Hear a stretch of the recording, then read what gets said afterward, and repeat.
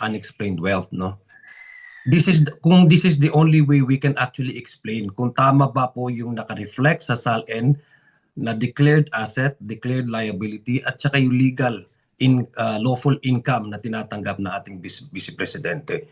So inyong pong pagmamarka sa pagkakaalam ko po, and Attorney J. Talosa can correct me if I'm wrong, it's not the stage of admissibility ng evidence. Para lang po mapresenta at masimplify kung ano yung ipepresenta ng mga possible na mga ebidensya. Hindi ang korte po ang may kapangyarihan para i-admit ito. So from the very start na ayaw nila, it only speaks to us one thing, no? Na parang takot sila mabuksan itong box na ito. No? Baka ito yata yung smoking gun. In fact, hindi lang hata ito smoking gun. Para mukhang armory na itong box na ito, no? So it only speaks about their unwillingness to face the charges head on. Kung may tamang proseso naman po na nilatag para maipresenta ng prosecution ang kanilang mga ebidensya na ayon naman sa rules ng Senate ay hindi naman to itong punto ng pag-admit ng evidence but merely to mark the potential evidence that the prosecution would present, and then that stage alone, that early stage alone, i-object nila vehemently. Isa lang ang nasa utak ng ating taong bayan, sa isipan ng ating taong bayan. Natakot sila doon sa pagbubukas ng box na ito na galing sa BIR. Takot sila at wala silang maipaliwanag doon sa unexplained wealth na artikulo na kina-charge under the Articles of Impeachment. Kong tsaka yung dalawang spokesman. Tanong ko na rin po, ano po ba yung laman ng box? ITR po. Yes, Attorney J. Tolosa, you can proceed. Tama ho eh. Ito ho ay sinumite, no, ng BIR dun sa House Committee on Justice pursuant to a subpoena issued to them directing them to submit ITR filings of the respondent, her spouse, and their financial interests. Kung dadagdagan ko po kasi kahapon din po na-explain ko ito ni Congresswoman De Lima and Attorney J can confirm this, na isa din po doon sa magiging defense ng papresenta ng defense ay partly the ITRs, kung di ako nagkakamali, o dokumento galing sa BIR. So nagtataka po ang prosecution kung isa po yun sa kanilang ipipresenta as a way of also presenting to the court yung kanilang defense, bakit itong pinanggalingan ng ITR na pinanggalingan din ng kanilang magiging ebidensya ay ayaw nilang pabuksan. So instead of clarifying to the court and to the public minds na handa sila sumagot sa lahat ng paratang sa Vice Presidente, mukhang half-baked ang gusto nilang pag-uusap ng sa impeachment court. Ayaw nila yung buong picture because the ITR box nanggaling po sa BIR, that will give us the whole financial picture of what we are discussing here regarding the SALN and the unexplained wealth. Mukhang ang gusto nila half-baked lang. Wag na nating pag-usapan ng buo. So of course, the impeachment court ay may kapangyarihan naman po sila sa discretion po nila kung ano yung i-admit nila ng mga ebidensya. Ito lang po ay marking. Kumbaga, pagdating po ng korte, lahat naman po tayo nanonood ng mga trial drama. Na ang markings lang po para ma-simplify kung if ever na pag-uusapan na yung artikulo, and Attorney J can confirm this, we can immediately refer to a particular document, exhibit ganito. Para mas mapadali, expeditious yung trial, hindi masyadong conflagrated yung issue, specific at particular yung nire-refer natin na dokumento na ayon doon sa particular na artikulo na pinag-usapan ng korte. And if I can just quickly add, your question is, ano ho bang laman itong document ng box na ito? And this is actually precisely one of the reasons why we wanted to be open, no? Pero once and for all, let's open it together, no? And then we could inventory its contents, no? Para malaman na natin ano ba exactly ang mga documents na nandyan and markahan na as pointed out by Kong Zia, total both parties mentioned in their respective pre-trial briefs their reservation of evidence, which is this BIR submissions. At saka we are very perplexed, no? Kasi the opening of the box will not only be with the Senate or the impeachment court with the prosecution alone. Hindi naman po supervised naman po ata ito na opening ng box. Ibig sabihin nandun din ang depensa. So it's very perplexing na if ever that this box will be open, it's also before in the presence of the defense.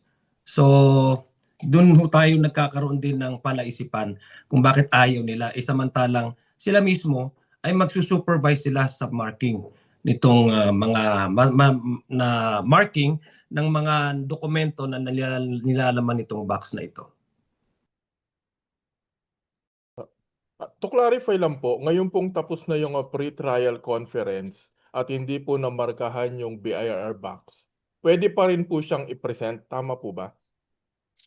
Definitely, no. But well, first of all, what happened? So we filed a written request, asking for the opening of the box, and then yesterday, ang naging resolution ho ng clerk of court is to give the defense until the end of day today to file a written response. So it's still possible, that when the impeachment court resolves this matter, sasabihin na let's open it. This could be done either before the first hearing on July 6th or even while the trial is already ongoing. Pwede naman ho yan. So it doesn't mean that it was not open today for close na possibility. But in our position is it would have been better if it was open during the pre-trial conference, since precisely yan ho yung mga isang reason but ginagawa ho yan para ma-identify na at mamarkahan na mga ebidensya ng mga magkabilang panig. Tsaka idadagdag ko lang kay Attorney Jay, I think nung na-experience naman po natin at saksihan na po natin even during the Corona impeachment trial, there were evidence that were presented while the court was ongoing, the trial was ongoing.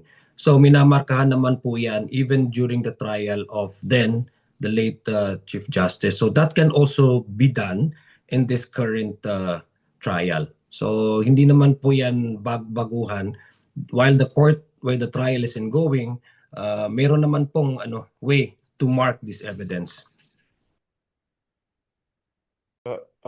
Sorry, tanong ko na rin po, after po ba nila mag-file ng comment, ano po bang susunod? Okay. So we will wait for the impeachment court to act on that matter, And in fact, since the pre-trial conference has concluded yesterday, so the impeachment secretary would have, or clerk would have 10 days, to issue a pre-trial order. So we would be waiting for that. Thank you po. Salamat, Billy. Puntahan natin si Tina Panganiban Perez from GMA7 for her questions. Tina? Thank you po. Attorney Tolosa, earlier you said that it was the decision of the panel to have whatever evidence they want marked, and that at the stage of the pretrial conference, hindi dapat nag-o-object yung kabilang party. Sir, ito layman question. Kung unusual yung pag-object ng defense panel dun sa pag-open ng BIR box, why didn't the prosecution panel insist on having it marked, since ebidensya nyo naman yun and you don't need to explain why you want it marked? Actually, to correct that, we definitely insisted that we be allowed to market, and it was met with repeated and vehement objections on the part of the defense. So we really tried to have it marked. But since the ruling made by the impeachment clerk was just to give the other party an opportunity to respond to this in writing and then just wait for the resolution. So that's what happened. Opo, nabanggit po ni Chair Luistro that kung mag-a-agree naman yung defense, hindi na kailangan ng comment from both parties. Meron po bang like backdoor usap between the two panels na since ebidensya niyo rin naman ito, pamarkahan na natin ngayon? No, we didn't see any need for that, no? Kasi precisely, both parties identified in their pre-trial briefs as part of their reserved documentary exhibits, the BIR submissions. No? So, kaya ang tingin namin, this should not be a contentious issue since pareho natin gustong gamiting ebidensya to, then let's open it, let's mark it. So, we didn't see any need for that. Opo, sir, going to another topic. Naglista po kasi yung prosecution, di ba, ng several witnesses. Excluding the hostile witnesses, were all the witnesses on the list convinced, or did they already say that they will face the trial, give testimony during the trial? I mean, lahat ba sila umuo na mag-witness? Except for the Hostile witnesses. hostile witnesses. Well, there are some, as you would see, there are reserved witnesses. No, because this pertains to people that we will have to request the court to issue subpoena so that we could